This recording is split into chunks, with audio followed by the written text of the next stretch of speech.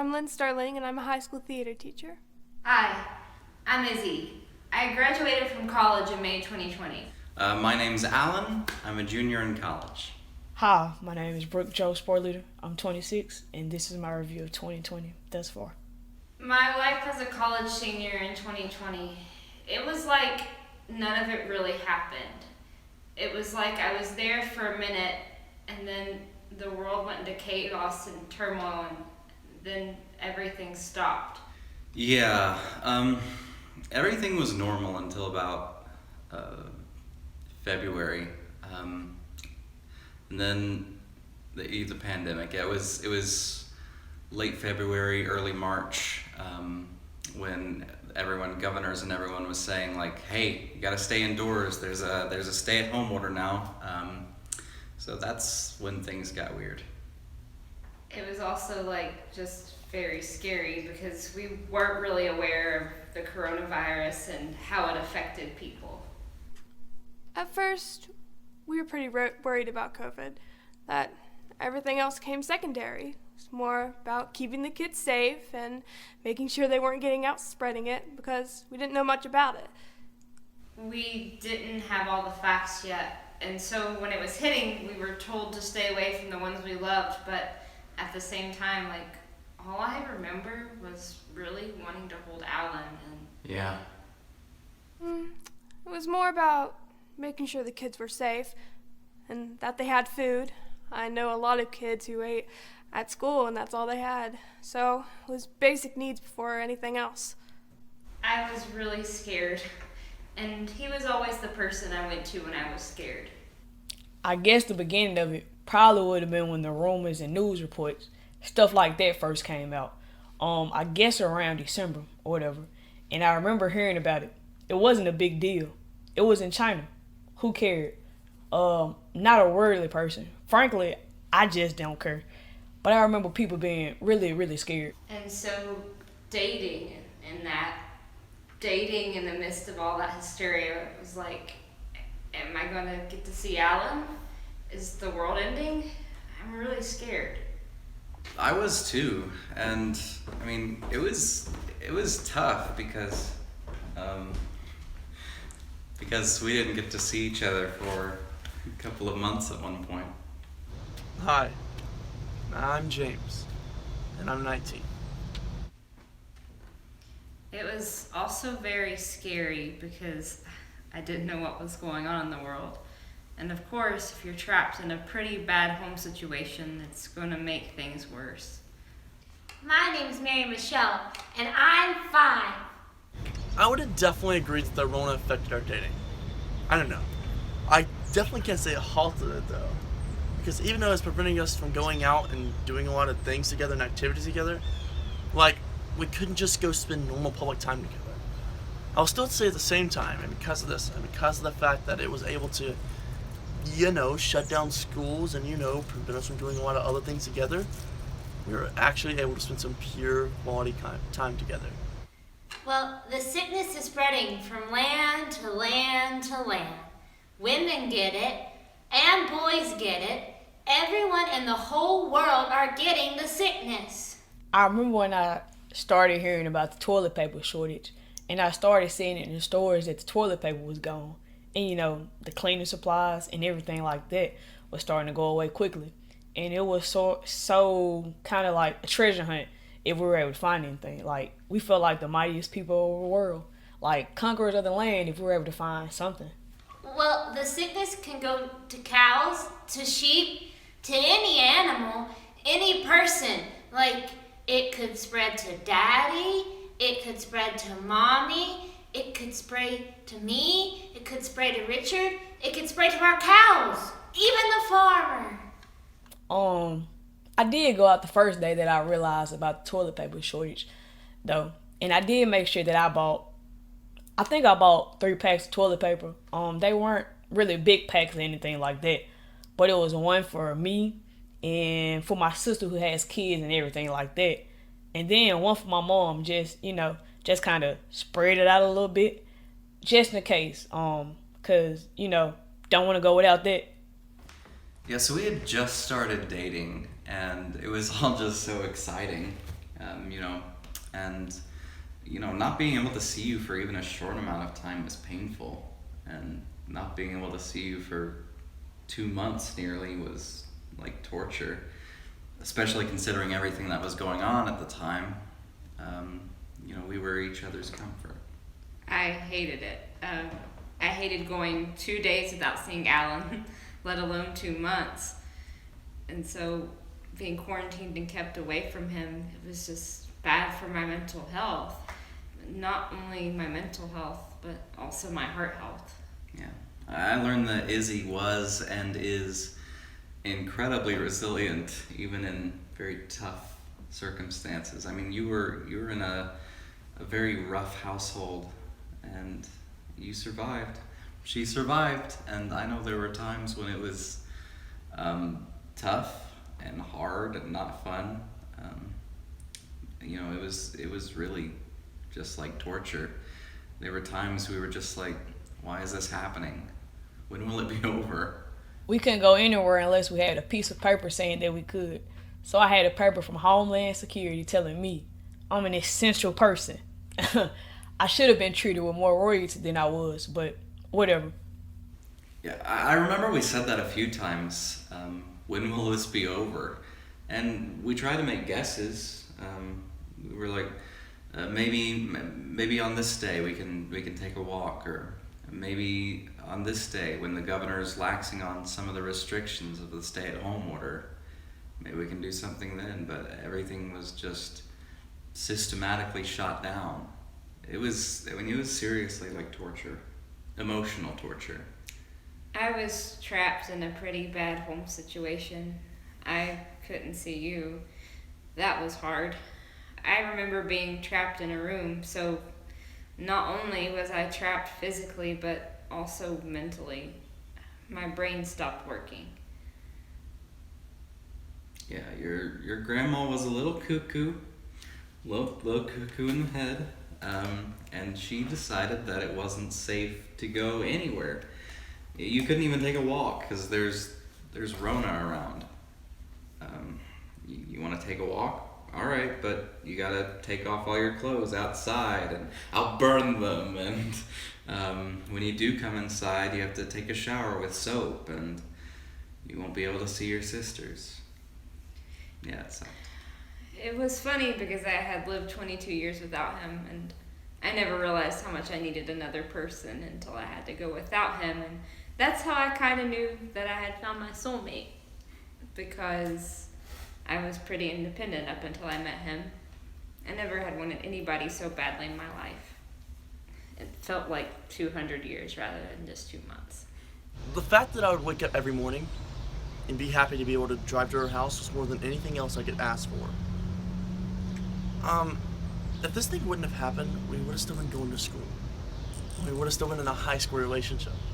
That's why I really don't consider a relationship a high school relationship, because we never once were dating and stepped foot inside the school. Like, we never had to go through, oh, my class is here, your class is here. Maybe we'll just side hug in the hallway or some stupid shit like that. I'm Renee, and well, senior year of high school is going. I'm in BC Calculus, and that's tough. But at the first test, the teacher was like, if you make a 40, that's the equivalent of making an 80.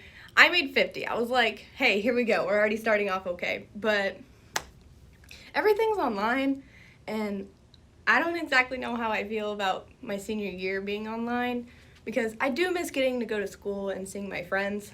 But at the same time, we keep getting phone call after phone call after phone call of someone has COVID, someone has COVID, someone has COVID. Like, I already know the football team already had COVID go through it, and they didn't close practice down, but cross country, one person had COVID, and they closed the entire practice down. So I don't really know how I feel about that.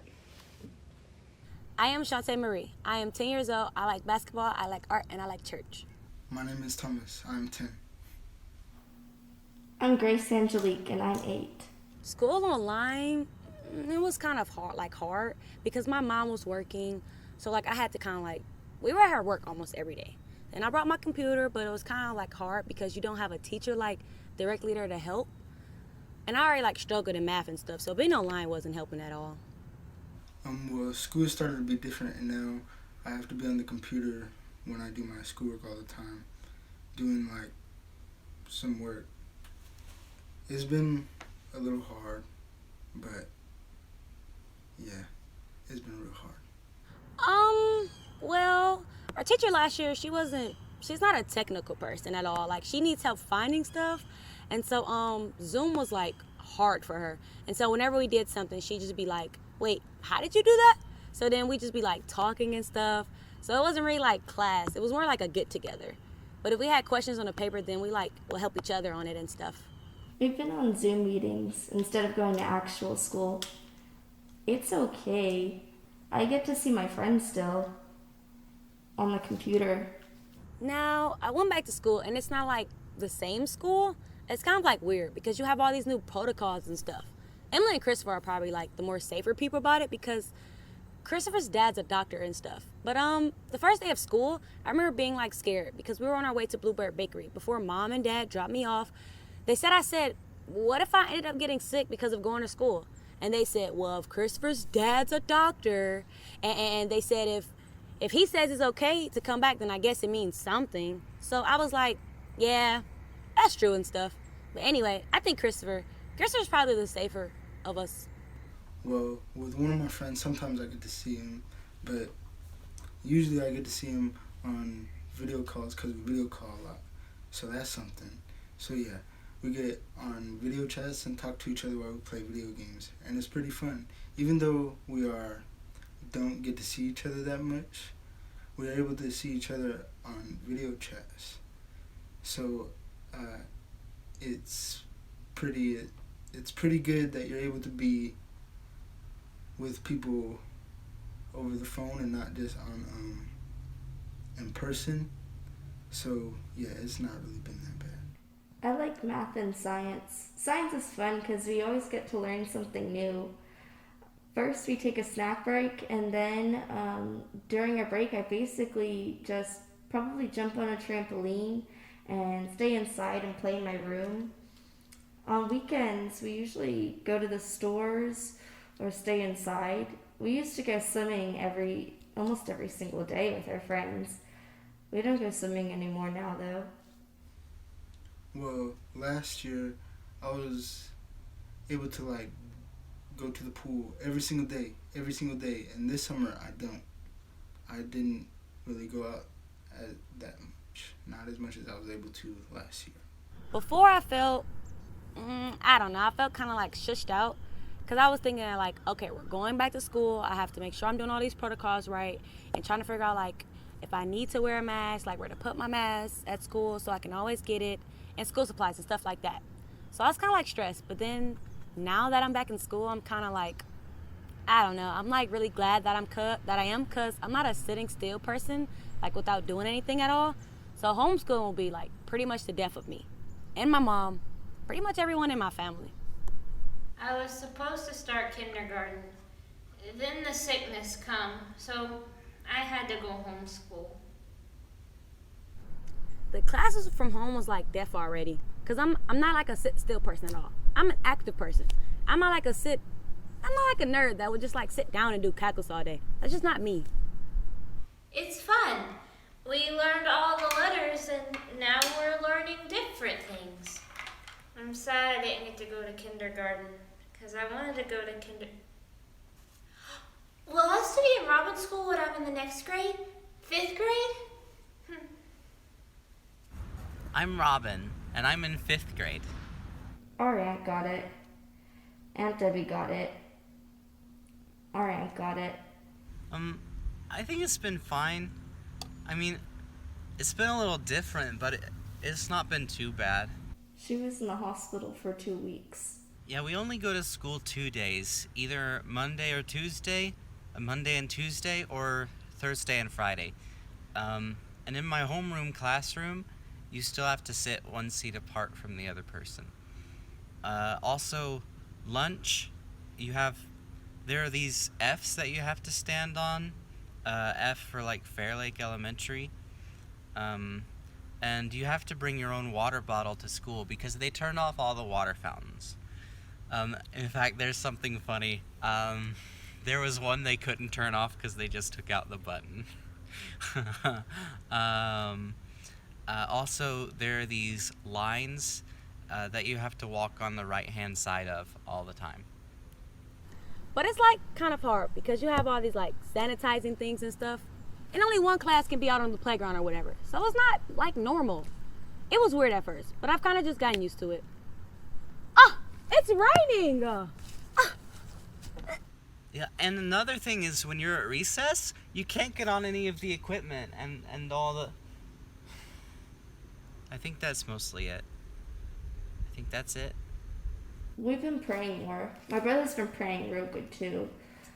We read the Bible when we wake up. We read the Bible and we pray about the coronavirus and the people that got it. We want them to get better too. Lots of people have been getting better from it. Well, we aren't that. I mean, we're not that concerned about it because our teacher, the one who's not like a technical person, she's also very like biblical and stuff. And she tells us, she says, yes, you like, there's still some concern and precautions that you should be, but that's not what you should be worried about because God has it. So she's kind of like helped with it and stuff. I've prayed a lot more and read the Bible a lot more during quarantine, and I didn't do that as much before, and now I do it a lot. COVID is just a thing that is happening, but God is in charge of it all. I can't get on any of the playground equipment, and one of those equipment was literally my lair. How am I supposed to save the world? You know, like, who knows? The coronas don't even exist anymore. I totally wiped them out with the artifact. I feel like it's good for like my little brother to go back to school so he gets his like exercise and can actually focus on school, because right now doing stuff at home is like tough for him. I'm Weldon Allen. I'm Diane. I think the hardest part is just trying to juggle everything. Personally, the hardest part of the COVID-19 pandemic has been navigating my family's needs, making sure my children are getting what they need as far as school and health goes. I tend to worry about the future and how all of this will affect us in the long term. It's hard to sit on your butt and listen to a teacher tell you stuff through the phone, especially when you're at like a young age. We're mandatory work from home still, and we have been since March, so trying to juggle different responsibilities while being in the same house, it's hard walking away from a job that's partially done, especially when at work, normally where I leave after the day and what I had to do that day, I would just do the rest the next day. So I definitely work more hours, but and I'm the only one in the house who can drive, so I have to run all the errands. In the counseling world, we often recommend getting out and spending time with friends and family when you're feeling depressed. When this pandemic began, that was not an option, which resulted in the vast majority of us isolating. What I would normally recommend to battle depression was the very thing that was taken away. It gets overwhelming sometimes, but overall, my oldest child is away to college, and the rest of the household members, they do try to pitch in and help as much as they can, but there's just some things they're not able to do. On top of that, students had to change course in the middle of the semester and learn how to do school online. The stress of all the sudden changes, mixed with the fear of getting sick, resulted in anxiety levels much higher than the norm. At the beginning, when everything started shutting down, my theater students just kind of felt like they were stuck, and that they couldn't do anything. Just had no inspiration. They couldn't see their friends. So, at the end, that's what hurt them the most. Just kind of being isolated. For me too, it was rough. We've definitely spent more time together as a family, but navigating school and the lack of my kids being able to spend time with their friends has been a challenge. When school let out in March, it was one of the most stressful times of my life. For theater specifically, it's more of a harder subject to teach remotely, but we did things like virtual field trips, and places all over the world were showing like free plays and free musicals, and we watched a lot of Shakespeare at the Globe, and it's something we couldn't have done before, and it was free. Both my husband and I work full-time, so we had to quickly figure out childcare and school.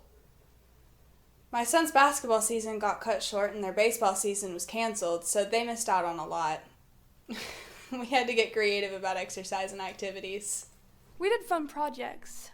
Like my students, they had to go around the household trying to recreate a famous painting, which was fun, and it was neat, and it was just good trying to figure it out together. My daughter switched to Zoom dance classes and my son's to Zoom karate, so it was a challenge keeping up with all of that. My name's Michelle and I'm in the 6th grade.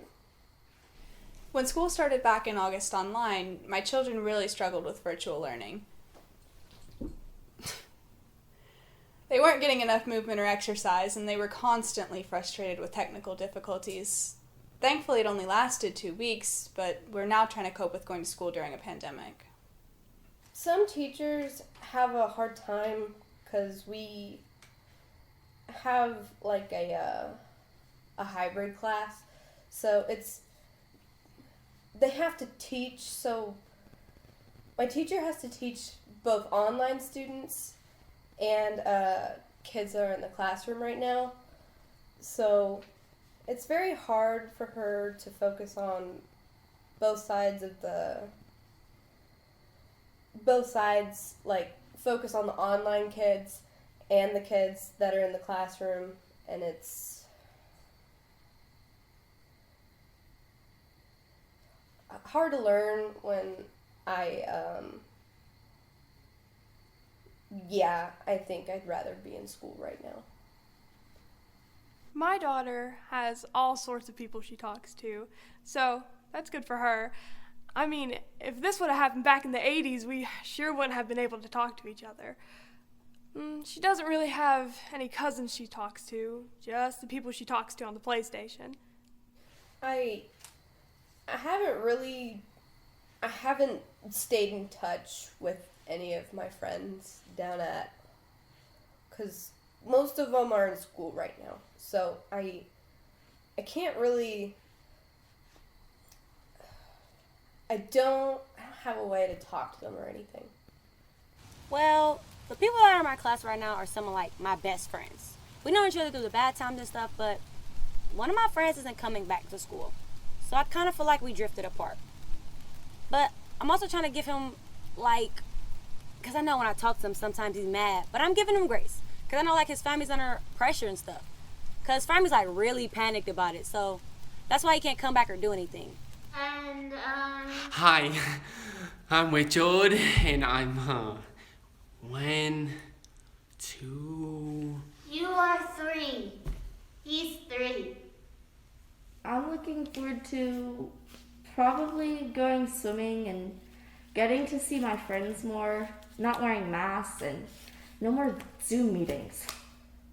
My name is Gerald, and I'm... 3. I'm telling... I'm Gerald, and I'm this many, and I'm 3. And I need to go start preschool, but we're not going now. So, and I'm supposed to start preschool, but I'm not. I was already like, I guess you would kind of call a germaphobe before it actually happened, because like I have a big fear of a couple sicknesses. Now that it's like a worldwide sickness, I've gotten a little bit more afraid, but not that much that I became more of a germaphobe. I feel safer with a mask. Wearing a mask. Well, you need them because there's sickness going around, and I don't want to wear masks. Having to wear the masks at school, there's not really too much to tell. I mean, for one thing, it makes my face all uncomfortable, and it makes my face really hot. I get hot, but it keeps fogging everyone's glasses. Well, for one thing, when I'm wearing it, I have to wear it over my nose, and then I can't see anything because of the steam. Like, all you see is just white. There are just some stubborn people that's just like, no, I'm not going to put on a mask. My Mimi actually got told, well, because her and Papa don't wear ones because they don't breathe well in them. And so one time she got told, I don't know where it was, but some man told her, he said, put on a mask, you're endangering us all. And so, yeah, she was pretty mad about it. That's because, like, obviously my papa has asthma, and I have asthma too. And my Mimi. She has a bunch of other things. She just can't breathe well in them. I like them because they keep you safe. Well, I don't like them because I don't want to do that forever. But overall, I feel pretty safe with one. That's all I can think about masks. The best thing about the pandemic. Well, I think I would have originally said the way that people were pulling together and supporting each other and the whole we're all in this together movement. But seeing how long the pandemic has been going, I don't know, all of that supportiveness has turned into aggression and conspiracy theories, resentment, arguments. My name is Elizabeth and I'm 18. My instructor was like, hey, if you all don't want to wear a mask, I get it. Are we agreeing about this? And we're like, yeah, we don't want to wear masks. And he's like, okay, cool. So we all just took them off yesterday. We're all in agreement that this is some stupid stuff that some stupid people are telling us what to do. How about we just don't do it and say we did? Before COVID happened, I was out, I was hanging around my friends, I was seeing my family, you know, we'd be having family gatherings, I'd be going out to the movies with my boyfriend, everything was fine, life was normal. I would definitely say that something as simple as having like facial hair makes it so that the mask itself is literally pointless. And especially like, obviously not everyone has facial hair, and especially women hopefully don't have facial hair. But there are just multiple other reasons and multiple masks people continuously wear that just don't make a difference. When COVID started to come in, my family was very paranoid because my mom works at the hospital and she's a nurse and she had to deal with COVID patients one-on-one, and she was really stressed that she was going to give it to me, my younger brothers, and my dad. Personally, I think masks are ridiculously stupid. If they're going to be implemented as heavy as they are, then they should go in and require specific, effective masks. If masks actually do make a difference to stop the spread of this virus, which is nothing more than a flu that we gotta cure, then they should be doing that and providing that. And also, my brother works at the hospital too, and his job is to transport patients, and so he had to transport COVID patients and bring, you know, the dead people that die from COVID down into the morgue. Otherwise, this whole half-ass, hey, if you have something on your face, you're good to go. It has no effect. And people are really lenient about it. Say, hey, if you don't really want to wear a mask, there's nothing we can do. So I don't care, and I'm not going to wear a mask. So 2 of my family members were up close and personal with COVID. Everyone is stressed. I kind of enjoy wearing a mask because I don't have to worry about putting on makeup, like, at all. Like, I don't feel the need to put on any makeup whatsoever, especially when I'm at work and stuff. My mom would come home and she would strip outside of her car and not bring her clothes in the house, and like she was so paranoid of getting everyone sick. So when I'm at work, I don't have to like eat the entire time. I really could just sit there and it's fine. So kind of liking this. At the hospital, there were a lot more older people that were passing than younger people, but then as time went on, a lot of younger people started to pass too.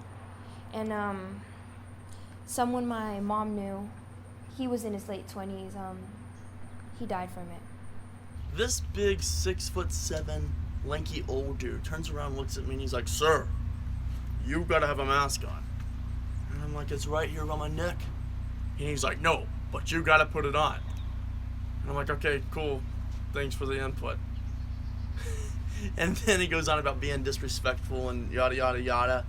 But then my amazing girlfriend turns around and she's like, who are you to tell me what to do? And I'm like, hell yeah. People thought that the younger people, you know, wouldn't die from it and that, you know, they weren't at such a high risk as the older people, but soon to find out, you know, her friend died from it. It was scary at first because, like, at first, like, I knew people could get sick from it, but I didn't know anybody personally. My family didn't know anybody personally that had it. So probably like a month in the quarantine, we were like, we thought it was stupid and fake. I I have learned that, you know, it is kind of a big deal. Like, I feel like media does, like, hype it up and make people more worried, but at the same time, they want to make you more worried so that you're more at caution for it. Like, you have to be wearing your mask, you have to be washing your hands, and media stresses that so much, but it's also so important because my mom and my brothers saw firsthand what it did to people. I feel like for the most part, everyone around here has wanted to do better and take care of each other. I think that restrictions are necessary and so are precautions. On the other hand, I feel like we've allowed this pandemic and the rules that come with it to separate us from those that we love, and it's made human beings worse because everybody's even fighting about the regulations and what we should do. Yeah, I mean, the world's been so crazy this year, and we've just been trying to find love and joy where we can. Mental health issues are at an all-time high. I don't know the exact stats yet, but from what I've seen and what my colleagues are reporting, counseling centers are booked to the max. While I'm thankful that people are reaching out for help, it does reveal that people are struggling. As someone who doesn't ordinarily struggle with severe anxiety, I did. I remember, just being really depressed. I would wake up every day and just wish that I could see her. My best friend Emily, we hadn't been able to see each other. And then the one time we could see each other and go into each other's houses, we just couldn't touch each other. We kind of failed at not touching each other, but we were having a hard time. We didn't hug each other or anything.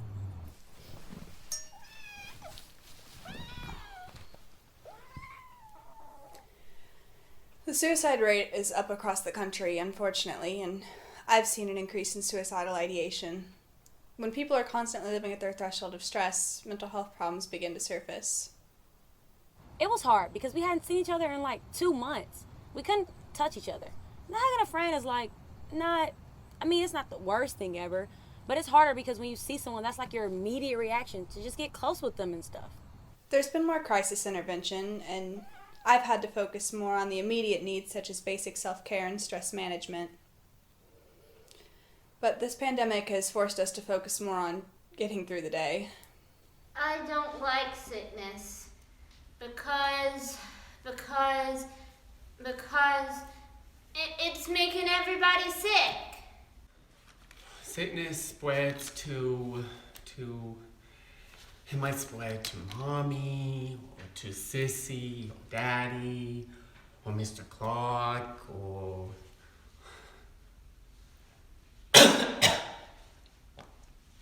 me. We can't run around and play when we're at other people's houses that we don't know. I was very lonely. I felt like if I just stopped talking to people that I could focus on myself, but the more I did that, the more I started to build up walls in my head. You don't realize how much you need human touch until you no longer have it. How much you take things for granted, like sitting at a table with friends and laughing and telling stories and getting hugs. Hugs were a really big thing. When the sickness is done, we can touch all the people. I just needed a hug. A famous Allen hug.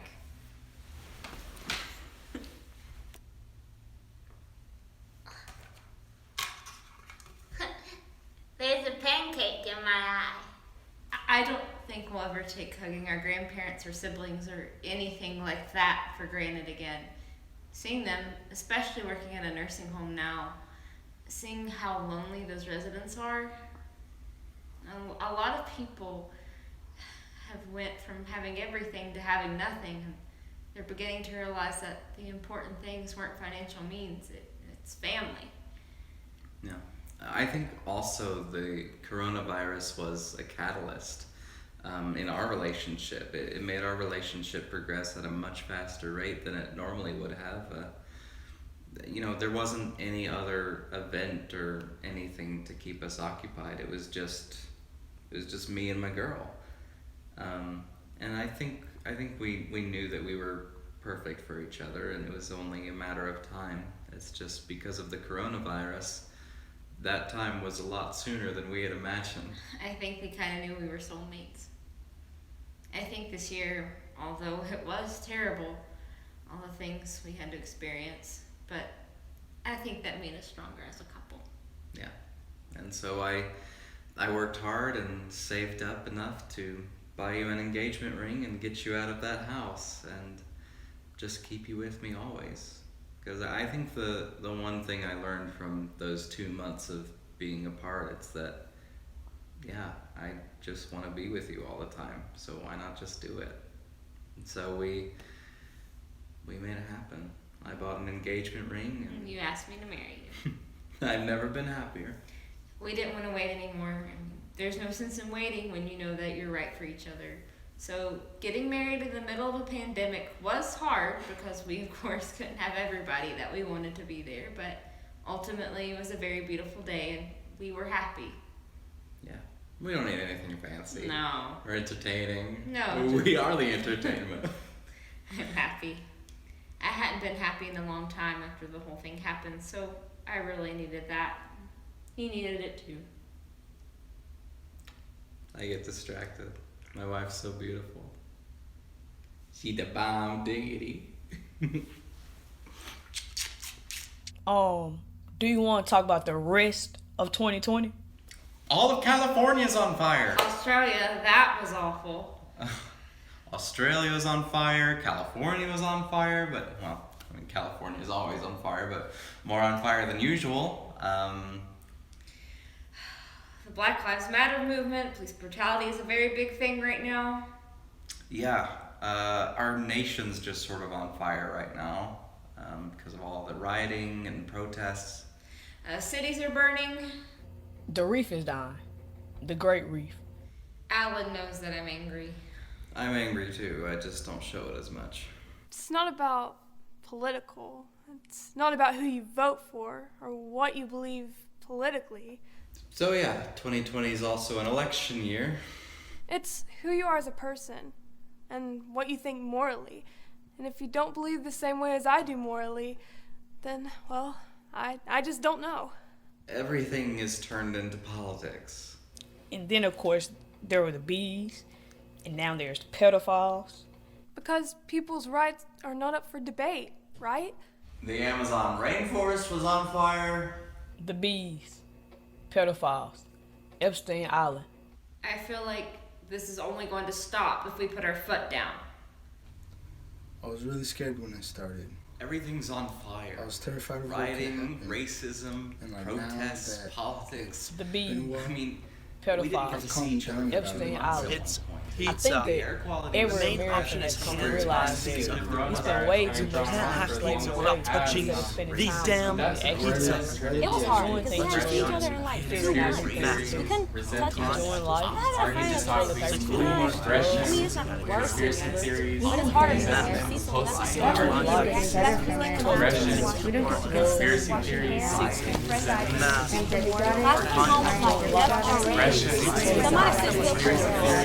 hands. I'm not like a nerd that was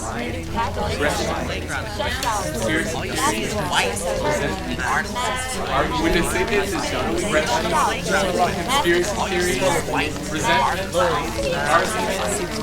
aggression, conspiracy theories.